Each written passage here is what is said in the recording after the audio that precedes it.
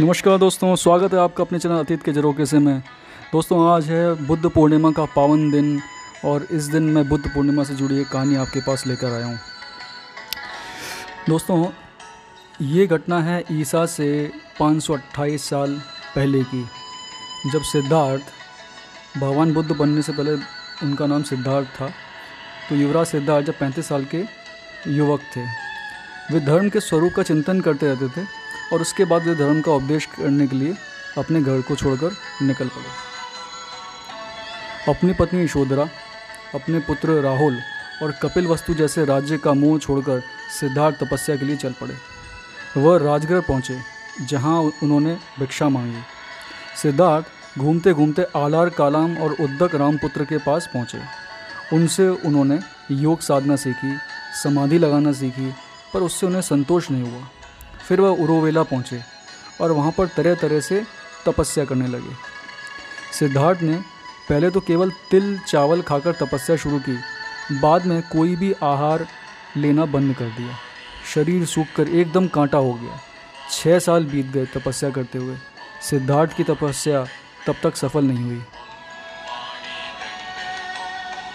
फिर एक दिन आया वैशाखी पूर्णिमा का दिन। वैशाखी पूर्णिमा पे पास के गांव में रहने वाली सुजाता नाम की स्त्री को पुत्र रत्न हुआ। उसने बेटे के लिए एक वट वृक्ष की मनौती मानी थी। वह मनौती पूरी करने के लिए सोने के थाल में गाय के दूध में पकी हुई खीर भरकर पहुंची। सिद्धार्थ वटवृक्ष के नीचे बैठे ध्यान कर रहे थे। उसे लगा कि वृक्ष देवता ही मानो पूजा लेने के लिए शरीर धरकर बैठे हैं। सुजाता ने बड़े आदर से सिद्धार्थ को खीर भेंट की और कहा कि जैसे मेरी मनोकामना पूरी हुई वैसी ही आपकी भी हो। उसी रात को ध्यान लगाने पर सिद्धार्थ की साधना सफल हुई। उन्हें सच्चा बोध हुआ, तभी से बुद्ध कहलाए।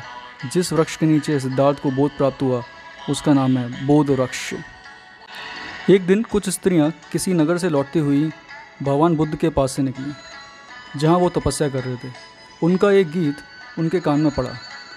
वीणा के तारों को ढीला मत छोड़ दो, ढीला छोड़ने से उनका सुरीला स्वर नहीं निकलेगा, पर तारों को इतना कसो भी मत कि वे टूट जाएं।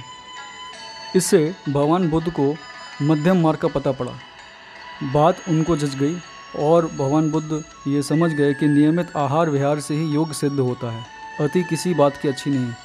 किसी भी प्राप्ति के लिए मध्यम मार्ग ही ठीक होता है। तो दोस्तों ये थी बुद्ध पूर्णिमा से जुड़ी हुई कहानी। उम्मीद करता हूँ आप सबको ज़रूर पसंद आई होगी। अगर आपने इस चैनल को अभी तक सब्सक्राइब नहीं किया है तो ज़रूर इसको सब्सक्राइब कीजिए। अगली बार फिर आपके लिए इसी तरह की कुछ कहानी लेकर आऊँगा। तब तक के लिए नमस्कार, धन्यवाद।